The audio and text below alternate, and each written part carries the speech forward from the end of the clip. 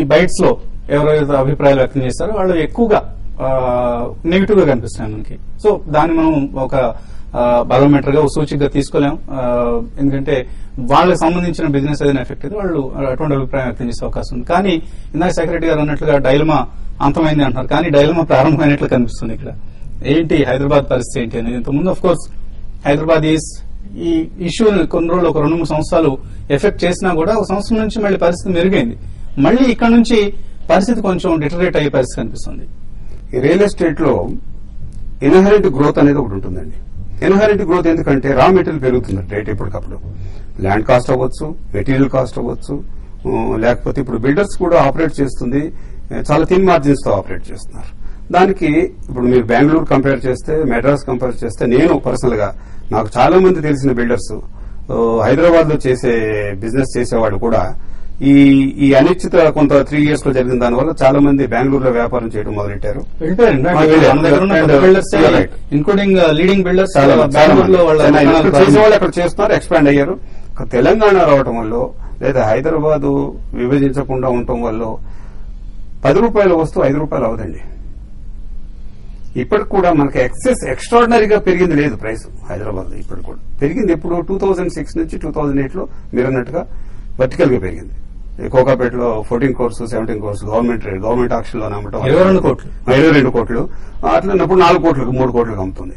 అంటే దాన్ని బట్టి పాపం బాంబే నుంచి ఇతర రాష్ట్రాల నుంచి వచ్చారు ఇన్వెస్టర్స్. వాళ్ళందరూ నిజంగా బ్లాంక్ అయిపోయారు.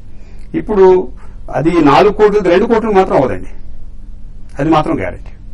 ఇది ఇన్వెస్టర్స్ మనం ఇన్వెస్టర్స్ లో ప్రధానంగా ఉన్న అనుమానం ఇదే. హైదరాబాద్ కి ఏదో అయిపోతుంది, హైదరాబాద్ క్లైమేట్ ఏదో మారిపోతుంది, లేకపోతే హైదరాబాద్ లో ఉన్న ఔటర్ రింగ్ రోడ్ ని తీసేస్తారు. ఇటువంటి సందేహాలు ఎవరికి లేవు. కానీ ప్రైస్ ఏమైనా తగ్గుతుందా? ప్రైస్ తగ్గే అవకాశం ఏదైనా ఉందా? ఇంపాసిబుల్ అండి. There is no scope for the reduction of the price. Fundamental గా మార్కెట్ లో ఈ రోజు క్వాలిఫైడ్ లేదు. మనం భూమి టైంలో చూసాం 2007 లో ఉన్న ప్రైసెస్ లో సగానికి వచ్చాయి. తర్వాత ఎందుకు వచ్చాయి? మీరే అన్నారు, భూమి అనే మాట అన్నారు మీరే. భూమిలో పెరిగాయి. అది ఎన్నడూ కూడా మన దగ్గర మన హిస్టరీలో లాస్ట్ 30 years లో అలాంటి మార్కెట్ ఎప్పుడు లేదు.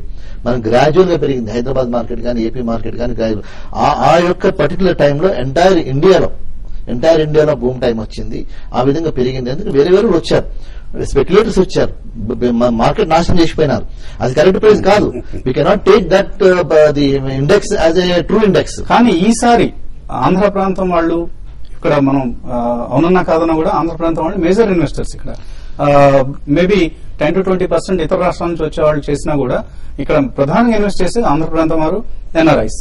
సో ఈ 2 సెగ్మెంట్స్ ప్రస్తుతం కొంచెం వాళ్ళ డెసిషన్స్ ని వెయిట్ అండ్ వాచ్ లో ఉంచుకునే అవకాశం కనిపిస్తుంది. Definitely I agree with you. If you go back 15-20 years 25 years back ఒక 30% తెలంగాణ వాళ్ళకు ఉంటే ఒక 70% ఆంధ్ర రాయలసీమ అనుకుందాం.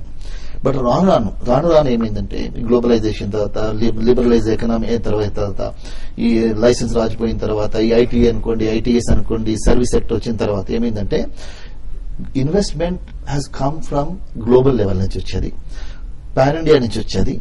So put together Rayalaseema, Andhra, Telangana investment for the last decade తీసుకుంటే మన ఇన్వెస్ట్మెంట్ ఎంతండి? 20-30% కూడా లేదు. ఇక్కడ 70% above the investment is coming from out side the AP. ఒకవేళ అదే నిజమైతే ఈ లాస్ట్ 4 years లో ఇన్వెస్ట్మెంట్స్ తగ్గేవి కాదు హైదరాబాద్ కి.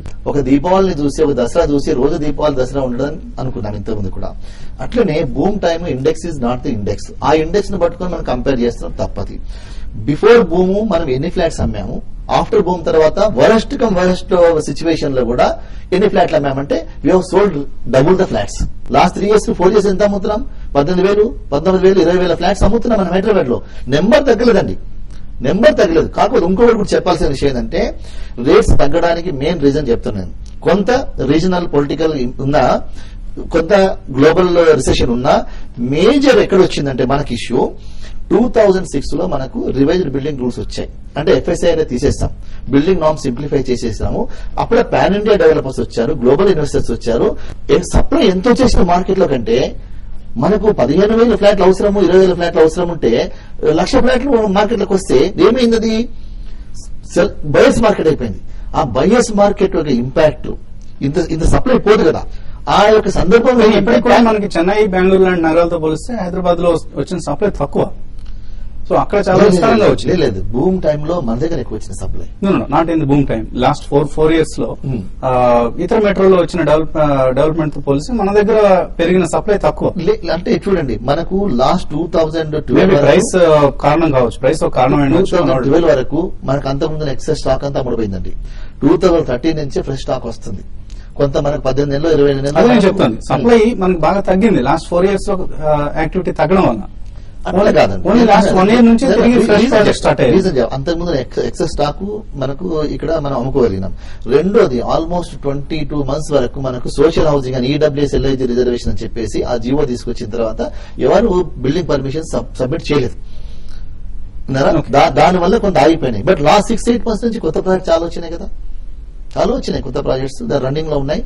మన దగ్గర కంప్లీట్ అయిపోయి ఉట్టిగా ఉన్న బిల్డింగ్ ఎవరు లేవండి, ఎప్పుడు కూడా లేవు. ఇంత ప్రాసెస్ లో ఉన్నాయి, అవన్నీ అయిపోయినాయి. ఇప్పుడు మన కొత్త ప్రాసెస్ స్టార్ట్ అయింది. మరొక సమస్య కూడా తలెత్తిపోతుంది. ఇప్పుడు ఒకవేళ డిమాండ్ అంటూ తగ్గడం జరిగితే ఇన్వెస్టర్స్ కి అంటే ఆ సెంటిమెంట్ నమ్మకం కనుక సన్నగిలితే బిల్డర్స్ కి అవసరమైన ఫండింగ్ చాలా పెద్ద సమస్య కాబోతుంది. సో ఫండ్స్ ఫ్లో తగ్గబోతోంది. సో ఈ సమస్యని బిల్డర్స్ ఎలా అధిగమించగలరు? ఎందుకంటే ఓవైపు రియల్ ఎస్టేట్ రంగానికి రావాల్సిన లోన్స్ తగ్గిపోయాయి, ఆర్థిక సంస్థలు లోన్స్ ఇవ్వడం చాలా వరకు తగ్గించేసాయి. రెండో వైపు బయర్స్ కూడా వాళ్ళ డెసిషన్స్ ని పోస్ట్ పోన్ చేసుకుంటే కొంచెం డిలే టాక్టిక్స్ లాంటివి ఏమైనా ఉపయోగిస్తే తిరిగి మన దగ్గర మధ్యలో నిలిచిపోయిన ప్రాజెక్ట్స్ చాలా కనిపిస్తాయి. లాస్ట్ 2012 జూన్ ఆర్ జూలై వరకు how much funds they have given to the sector అంటే ఇన్క్లూడింగ్ ఎఫ్డిఏ తో కలుపుకుంటే ఆల్మోస్ట్ 8 లక్షల కోట్ల రూపాయలు రియల్ ఎస్టేట్ రంగానికి ఇచ్చారు. అంటే హోమ్ లోన్స్ కానివ్వండి, తర్వాత కమర్షియల్ రియల్ ఎస్టేట్ కానివ్వండి ఇచ్చినారు. And there is a the escalation of the funding. కొన్ని చోట్ల 19% ఉంది, కొన్ని చోట్ల 12% ఉంది. 12% there is a total overall గా బ్యాంకింగ్ వచ్చేది లెండింగ్ చేసే దాంట్లో 12% రియల్ ఎస్టేట్ రంగానికి ఇచ్చినారు. తగ్గిందని చెప్పడానికి లేదు. The bankers association also committee report ఇచ్చిన దాంట్లో like any other manufacturing sector are infrastructure status ఉన్న వాటికి ఎట్లయితే మనం రీస్ట్రక్చరింగ్ చేస్తున్నామో, తర్వాత ఈ డిలేస్ వల్ల మనం పర్మిషన్ డిలేస్ ఉన్నాయి కదా, దాన్ని దృష్టిలో పెట్టుకుని మీరు కూడా ఈ యొక్క ఎన్పిఎస్ కాకుండా దానికి అనుకూలంగా మీరు రీస్ట్రక్చర్ చేయండి లోన్స్ అనేది వాళ్ళ కమిటీ రిపోర్ట్ ఇచ్చారు. మంచి రిపోర్ట్ ఇచ్చారు. అంటే ఇప్పుడు they have realize there is a potential in this industry and this industry got lot of problems, licensing problems కానీ అప్రూవల్స్ ఉన్నాయి like any other industry. Infrastructure ఇండస్ట్రీకి ఇచ్చినా, రోడ్డుకి ఇచ్చినా, ఎక్కడ ఇచ్చినా కానీ కూడా వాళ్ళు కొంత వేవర్స్ ఇచ్చారు. ఆ వేవర్స్ అన్ని కూడా స్పెషల్ కేటగిరీ కింద మనకు కూడా ఇవ్వమని వాళ్ళు రికమెండ్ చేసినారు. సో మిడిల్ క్లాస్ కి హైదరాబాద్ మార్కెట్ లో ఇన్వెస్ట్ చేద్దాం అనుకునే మిడిల్ క్లాస్ కి నెక్స్ట్ మేబీ 10 years చెప్తాం మనం. సో 10 years తర్వాత ఏమవుతుంది అనేది మళ్ళీ అప్పుడు ఒక క్వశ్చన్ మార్క్ వస్తుంది. సో నెక్స్ట్ 10 years కోసం ఎటువంటి సలహా ఇస్తారు? నా దృష్టిలో it's going to be buyers market బాగుంటుంది, కొనుక్కోవచ్చు. ఎందుకంటే మేము కూడా with all this experience we're time to time as a genuine గా we're cautioning all the developers community across the country. ఈ భూమ్ అనేది it's not good for our industry, it's not good for our developers, it's not good for the local citizens. Speculators కు పనికి వస్తుంది ఇది, ఎవరో బయట నుంచి డబ్బులు చేసుకోవడానికి కూడా పనికి వస్తుంది. ఈ మాట రానివ్వకూడదు, దీన్ని దూరం పెట్టాలనేది అందరికి కూడా కొంత అర్థమైంది. దీనిలో కొన్ని లెసన్స్ కూడా నేర్చుకున్నాం కాబట్టి గ్రాడ్యువల్ గా ఉండాలి. ఇప్పుడు జరగబోయేది నేను చెప్పేది ఏంటంటే ఈ మార్కెట్ నెక్స్ట్ 10 years లో కూడా గ్రాడ్యువల్ గా ఇంక్రీజ్ అవుతుంది. మీరు ఈ రోజు పెట్టిన ఇన్వెస్ట్మెంట్ ఆఫ్టర్ 8 years అలా చూసుకోండి. Your investment will be safe. First of all investment safe. రెండోది returns will be much higher than any other investment. That we have seen past also. Before మనం చూసాము, ఆఫ్టర్ కూడా మనం చూడబోతున్నాం. ఓకే, సో అన్నది మీరు హైదరాబాదీ మిడిల్ క్లాస్ ఇన్వెస్టర్ కి ఎటువంటి సలహా ఇస్తారు? హైదరాబాద్ లో ఇన్వెస్ట్మెంట్ ఎప్పుడు సేఫేనండి, ఎందుకంటే ప్రైసింగ్ చాలా ఎక్స్ట్రాడినరీగా లేదు కాబట్టి. అదే మీకు 5,000-6,000 రూపాయలు స్క్వేర్ ఫీట్ ఉంటే కొంచెం మనం ఇన్వెస్ట్ చేయడం రైట్ కాదు. కానీ ఇప్పుడు కూడా 3,000, 2,500, 2,800 దొరుకుతుంది. రియల్ ఎస్టేట్ మాత్రం హైదరాబాద్ కంటే ఇతర చిన్న పట్టణాల్లో ఎక్కువగా గ్రో అయింది. దానికి maybe reasons are different. So thank you Shekhar Reddy గారు, థ్యాంక్ యూ హర్నాథ్ బాబు గారు స్టూడియోకి వచ్చినందుకు. సో విభజన ఖాయమైనప్పటికీ కూడా హైదరాబాద్ కి సంబంధించి ఇంకా స్పష్టత రావాల్సి ఉంది. అప్పటి వరకు ఇన్వెస్టర్స్ వెయిట్ అండ్ వాచ్ పద్ధతిని అవలంబిస్తారు. బట్ షార్ట్ టర్మ్ ఎలా ఉన్నప్పటికీ మీడియం టు లాంగ్ టర్మ్ లో మాత్రం Hyderabad offers a great investment opportunity. అందులో ఎటువంటి సందేహం లేదు. హైదరాబాద్ లో ఎటువంటి ఇన్వెస్ట్మెంట్ ఆపర్చునిటీస్ ప్రస్తుతం ఉన్నాయి, ఇక ముందు రాబోతున్నాయి. ఈ అంశాలపై టీవీ5 ఎప్పటికప్పుడు సమగ్రమైన నివేదికలు అందిస్తుంది. Keep watching TV5. Virgin county పేరుతో విల్లాస్ నిర్మిస్తున్నారు. 40 లక్షల రూపాయలకే 200 గజాల స్థలంలో విల్లా ఇస్తున్న ఘనత ప్రజలకు దక్కుతుంది.